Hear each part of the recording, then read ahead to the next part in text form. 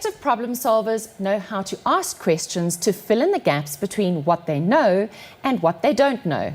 They don't give up, and they know how to think.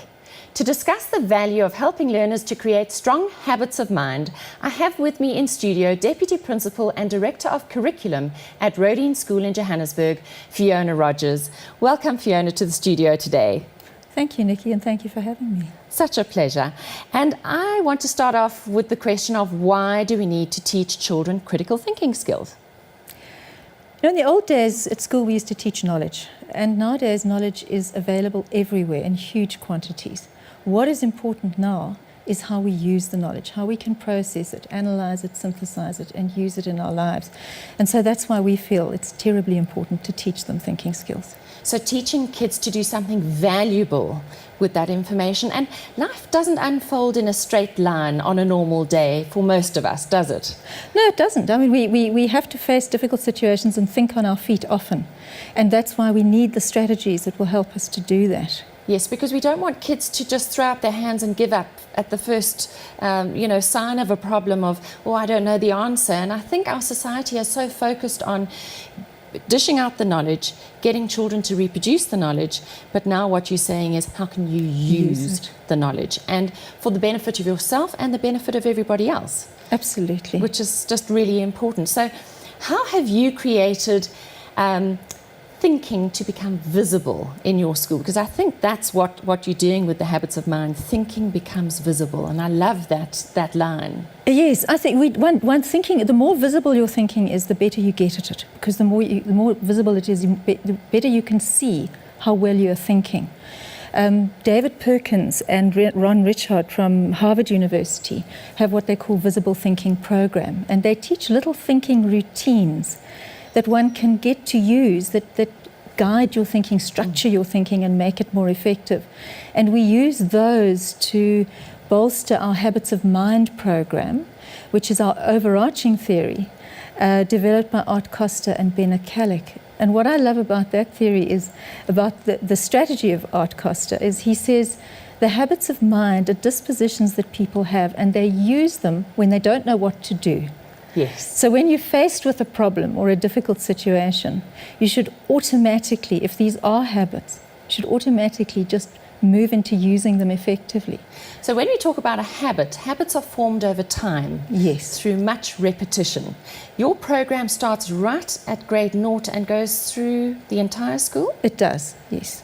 We focus very explicitly right up to grade 9, and then in the FET phase it's infused into everything we do, but it's not explicit. We don't have explicit lessons at that stage. Okay, but in the grade 0 to 9 phase you're largely integrating it into life skills type lessons, is that right? We have life skills type lessons, but we also infuse it across the curriculum. So there's an integration into absolutely. IT, into maths, into all your different subject areas. Everything, yes. Okay, well that's fantastic, because life is not about one subject, it's not about one speciality, is it? It's about crossing over and bridging between all of these things. Now, you mentioned to me when we had our discussion earlier that flexible thinking is a very important habit of mind.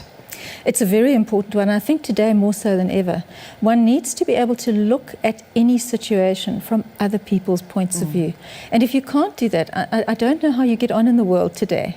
So we do believe in that one very strongly. And it's a lovely habit.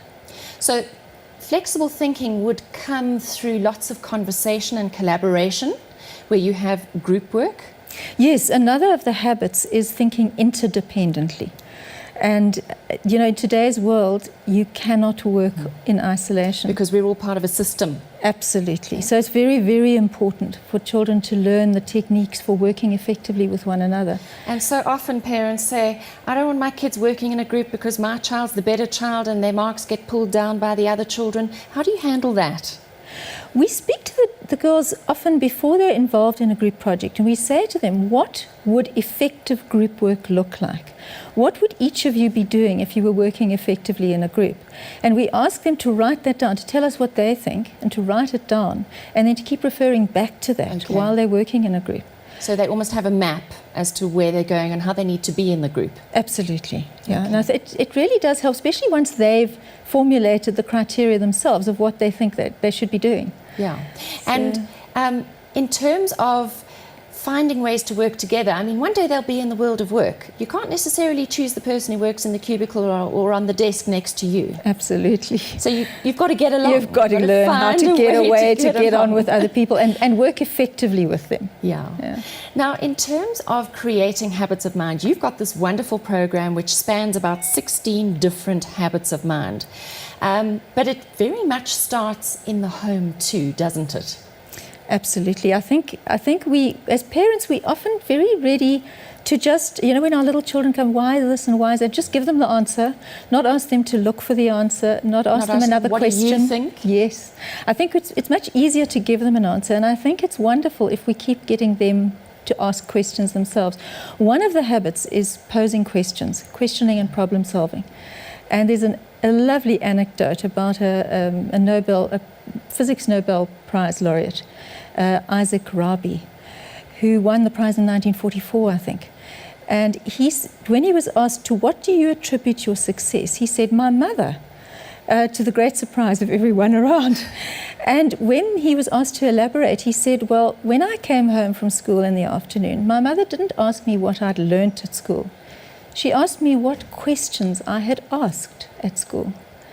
And he believed that was what had led him to be such a successful physicist. To have that inquiring mind, that Absolutely. sense of curiosity. Yes. And I think it is just so easy for parents to say, so what did you learn today? Yes. And as you say, to so glibly give children answers to everything that they're asking. Mm-hmm. But I think where we're coming to at the end of this interview is really that the answers are not as important as the questions that our children should be asking. And that's really essentially what your program is about, isn't it? Is how to think about what questions you should be asking in any given situation. Absolutely. It's a very important facet of it, as well as how to go about finding that information, the answers to the questions that you've posed, and assessing whether your answers are good or not. So it's a lot of input process. from other people as to whether that answer or that process that you followed is the right one. Is the right one. Yeah, or very process or not oriented. necessarily the right one, but the best one in these circumstances. Absolutely. And I think that has come across very loudly and clearly for me in your program, is that depending on the situation and circumstances, different habits of mind, different ways of thinking, different questioning possibilities are necessary. And that's where that choice comes in. And that choice seems to be quite an important part of the program too. Absolutely. I think we want our pupils to have a range of strategies and tools, so that when they're in a situation where they need to think differently, or they need to think about something, they can immediately pick a suitable strategy or a suitable tool that will help them think effectively and problem solve effectively. So finding the best match. The best match, absolutely. Fiona, on that note, thank you so much for joining us here in studio today. It's been wonderful having you and chatting to you about giving us food for thought. At the end of the day, how we think is so important. So next time your child comes home from school, focus less on what did you do or learn today, and focus more on what interesting questions did you ask today. For links on what was discussed on the show, visit nikkibush.com and click on the Nikki Bush TV tab. On that note, I dare you to go and change the world, one parent, one teacher, one leader at a time.